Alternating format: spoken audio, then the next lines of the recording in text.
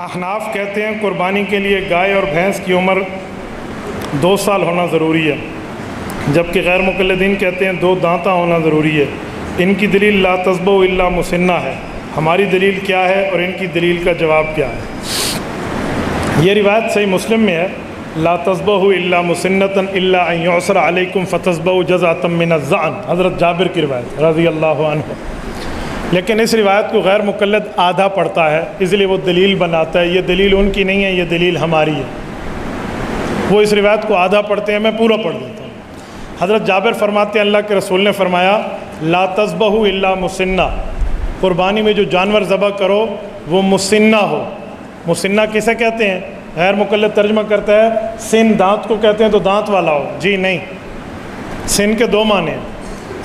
سن سے ہو، مسنہ سن سے ہو معنی دانت والا، مسنہ سنین سے ہو معنی عمر والا۔ آپ کہیں گے آپ سنین سے لے رہے ہیں، دلیل اگلا لفظ ہے الا ان یعصر علیکم فتذبحوا جزعۃ من الظأن۔ حضور نے فرمایا مسنہ ذبح کرو، مسنہ نہ ملے تو 6 ماہ والا ذبح کرو۔ 6 ماہ والا، 6 ماہ عمر ہے تو مسنہ بھی عمر ہے، نہ ادھر دانت ہے نہ ادھر دانت ہے۔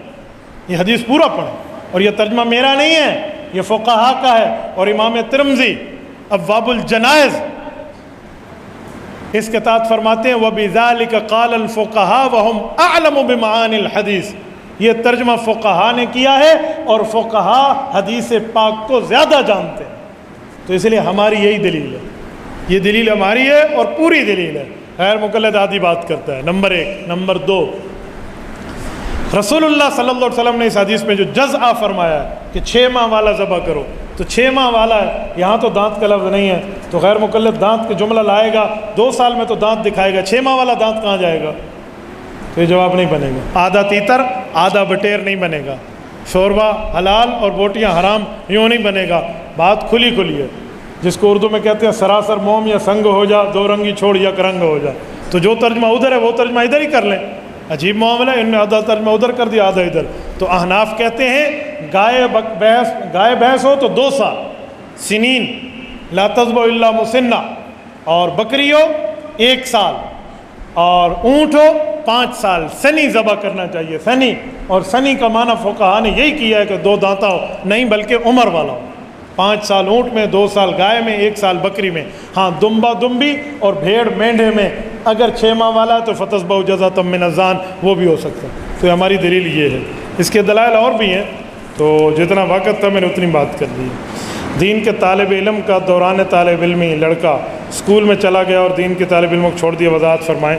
دوران طالب علمی آپ اسکول میں کیوں گئے ہیں؟ یا تو پہلے اسکول پڑھ کے آئیں، پھر علم دین پڑھیں، اور جب پڑھنے مکمل ہو جائے پھر آپ جائیں۔ دوران طالب علمی آپ چھوڑ کے کیوں گئے ہیں؟ اور سادے آدمی، اللہ کے رسول نے فرمایا من سلک طریقا یلتمس فیہ علما سہل اللہ لہ طرقا الی الجنہ او قال طریقا الی الجنہ۔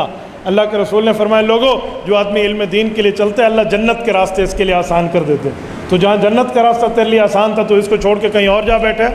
تو اس لیے آپ ذہن میں رکھو، یہاں تعلیم مکمل کرو پھر جاؤ، پھر کوئی پرابلم نہیں ہے وہاں جانے کے لیے۔ وہاں پھر جاؤ گے آپ علم دین سمجھاؤ گے، ورنہ ادھر کے آپ رہے تو نہ خدا ہی ملا، نہ وصال صنم، نہ ادھر کے رہے نہ ادھر کے رہے، آدھا ادھورا کام ہو جائے گا۔ کسب کمال کن کے عزیز جہاں شوی، اپنے فن میں وہ کمال حاصل کرو کہ دنیا آپ کو محبوب بنا لے۔ تو وہ تب ہے جس وقت آپ ایک فیلڈ کے اندر رہ کر اس میں کمال حاصل کریں گے۔